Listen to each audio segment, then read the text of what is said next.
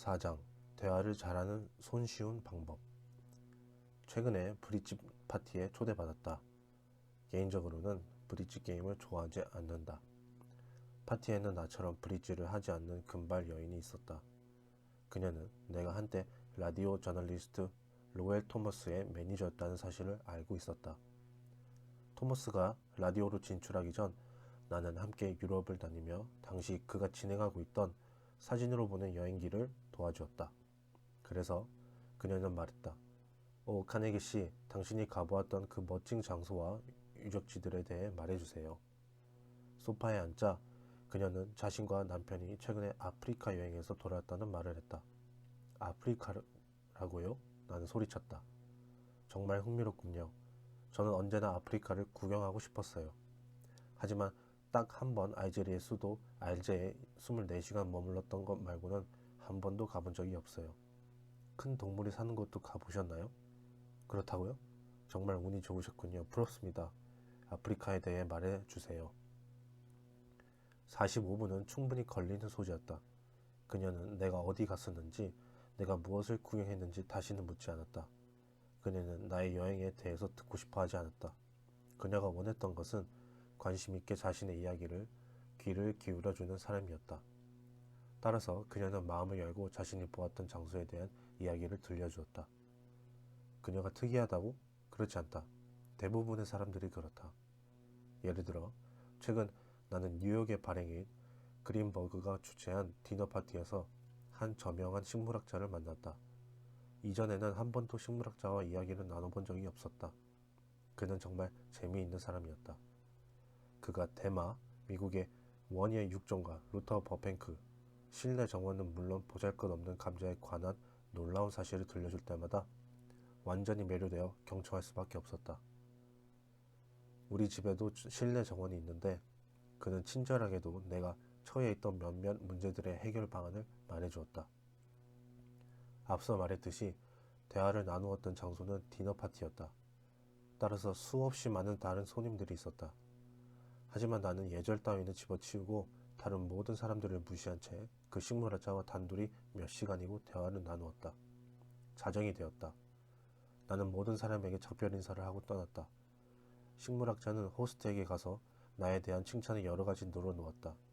그에 따르면 나는 대단히 흥미로운 사람이었다.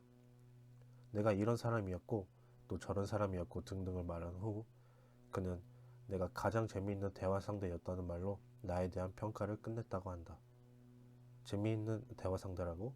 내가? 나는 거의 한마디도 하지 않았다. 대화 주제를 바꾸지 않는 한 하고 싶은 말이 있었더라도 한마디도 못했을 것이다.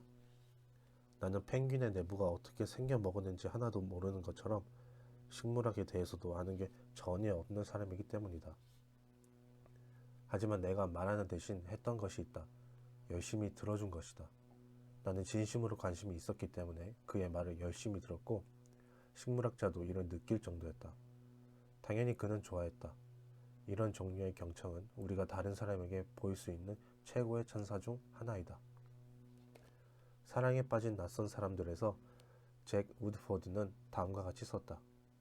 상대방의 이야기를 몰입해서 들어주는 묵시적인 압으로부터 자신을 보호할 수 있는 사람은 거의 없다. 나는 몰입해서 들어주기 위해서 한 걸음 더 나아갔다. 나는 진심으로 칭찬하고 칭찬을 아끼지 않았다. 나는 식물학자에게 정말 재미있었고 배운 게 많다고 말했다. 실제로도 그랬다. 당신처럼 지식이 많았으면 좋겠다고 말했다. 실제로도 그랬다. 그에게 같이 자연을 돌아다니고 싶다고 말했다. 실제로도 그랬다. 꼭 다시 만나고 싶다고도 말했다. 진심이었다. 식물학자는 나를 대화를 잘하는 사람으로 생각했지만 사실 나는 그저 이야기를 잘 들어주고 그가 말하도록 추임새를 넣었을 뿐이었다. 성공적인 비즈니스 인터뷰의 비결 혹은 비밀은 무엇일까? 하버드대 총장이었던 찰스 엘리엇에 따르면 다음과 같다. 성공적인 사업상 교제의 비결이란 없다. 지금 당신에게 이야기하고 있는 사람에게만 집중하는 게 매우 중요하다. 다른 그 어떤 것도 그만큼 그 사람이 자신을 중요한 사람으로 느끼게 만들지 못한다. 자명하다. 그렇지 않은가? 굳이 이런 사실을 배우려 하버드 대학을 4년 다닐 필요는 없다. 하지만 당신도 나도 이 사실을 모르는 상인들이 많다는 사실을 알고 있다. 그런 사람은 값비싼 가게를 얻고 돈 한 푼도 아껴가며 물건을 사들이고 매력적으로 상점 윈도우를 꾸미고 수백 달러를 써서 광고를 한다.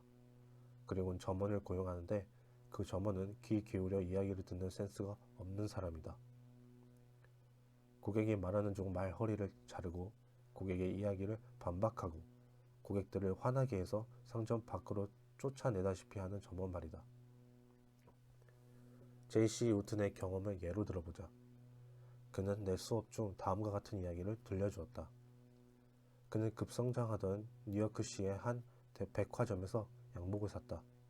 양복은 실망스러웠다. 상의 염색이 제대로 되지 않아 셔츠의 기세에 묻어 깃을 검게 물들였다. 우트는 양복을 백화점에 들고 가서 물건을 판매했던 직원을 찾아 이야기했다. 내가 이야기했다고 했던가? 실수다. 과장이었다. 그는 이야기를 하려 했다. 하지만 그럴 수 없었다. 그의 이야기는 점원에게 가로막혔다. 매장 직원은 말했다. 우리는 이 양복을 수천 번을 팔았습니다. 불만을 제기한 건 고객님이 처음입니다. 매장 직원이 말한 내용이었다. 어조는 더 끔찍했다. 그의 호전적인 어조는 이렇게 말하는 듯했다. 당신은 거짓말하고 있어요. 우리에게 덮어 씌우려 하는 거죠. 그렇다면 세상 물정을 좀 가르쳐 드리기로 하죠. 말싸움이 고조되는 중 또 다른 직원이 끼어들었다. 검은 양복은 처음엔 다 물이 빠져요. 할 수 없는 일이죠. 그 가격대에서는요. 양복은 염색의 문제예요.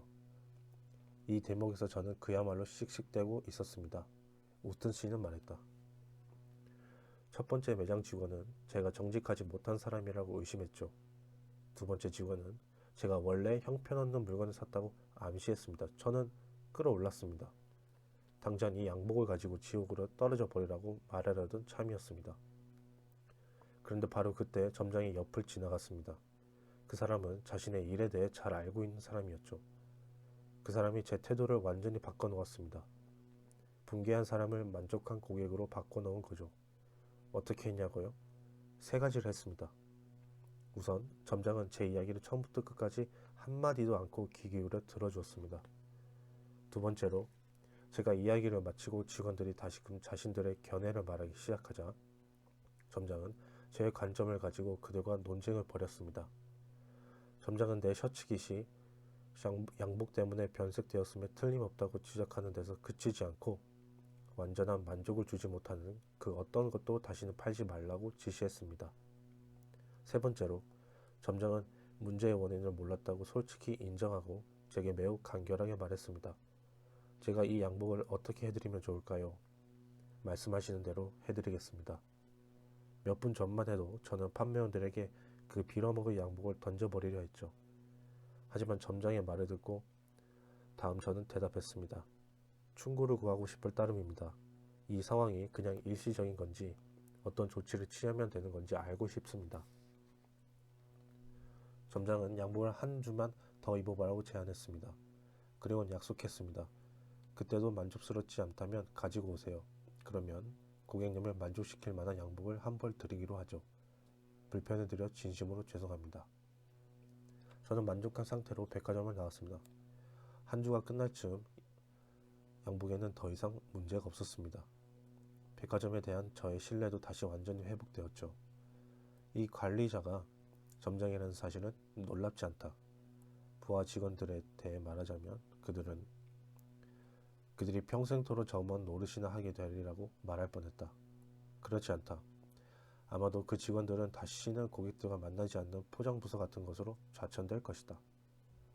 아무리 불평을 입에 달고 사는 사람이라도 심지어 가장 격렬한 비판을 가하는 사람이라도 인내심 있게 공감하며 귀 기울여 들어주는 사람 앞에서는 누그러지기 마련이다.